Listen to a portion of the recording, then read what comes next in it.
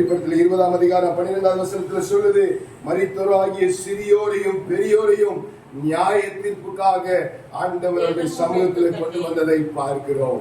எனக்கு பிரியமான அன்புடைய பிள்ளைகளே, நம்முடைய நிலைமை எப்படிப்பட்டதாக இருக்கிறது? எல்லாவற்றிலும் நம்ம ஆண்டவருக்கு முக்கியத்துவம் கொடுக்கிறவர்களாக இருக்க வேண்டும். ஒருவேளை இம்மையிலே செய்கிற காரியங்கள் இம்மையிலே நமக்கு பிரதிபலன் கிடைக்கும். ஆனா கர்த்தருக்காக செய்கிற காரியங்கள், நம்ம சன்மார்க்கனாய் இருக்கிறோமா இல்ல நீதிமானாய் இருக்கிறோமா? சன்மார்க்கனாய் இருந்தது பூமியில நன்மை செய்வோம் என்று சொன்னால் அது இந்த பூமியிலே ஆண்டவர் நமக்கு ஆசீர்வாதங்களை கொடுத்து விடுவார்.